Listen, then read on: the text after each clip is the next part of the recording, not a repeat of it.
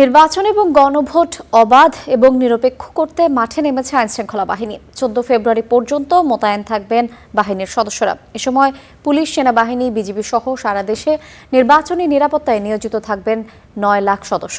ঝুঁকিপূর্ণ কেন্দ্রের জন্য থাকছে বিশেষ নিরাপত্তা ব্যবস্থা। রবিবার সকাল থেকেই রাজধানীতে যৌথ বাহিনীর নির্বাচনী মহড়া। অংশ নেয় সেনাবাহিনীর পাশাপাশি পুলিশ, বিজিবি, র্যাব ও নির্বাহী ম্যাজিস্ট্রেট।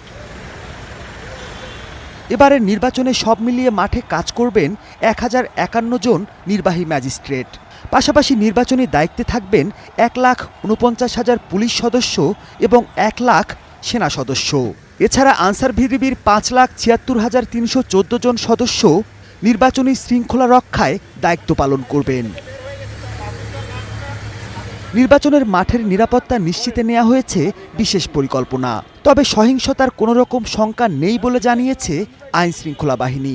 আলাদা আলাদা করে আর্মি পুলিশ থাকবেন, আনসার রয়েছেন, ম্যাজিস্ট্রেট থাকবেন প্রত্যেকটা কেন্দ্র ভিত্তিক, যাতে কোনো ধরনের নিরাপত্তার শঙ্কা তৈরি না হয়।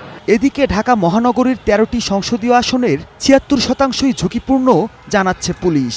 আমাদের মূল উদ্দেশ্য হচ্ছে সাধারণ নির্বাচনে যেন ভোটাররা নিশ্চিন্তে, নির্ভয়ে এবং নির্বিঘ্নে ভোটাধিকার প্রয়োগ করতে পারেন, সেই জন্য একটা স্থিতিশীল আইন শৃঙ্খলা পরিস্থিতি নগরবাসীকে উপহার দেওয়া।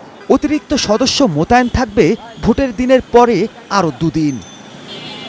Mahmudul Hasan, star news, Dhaka.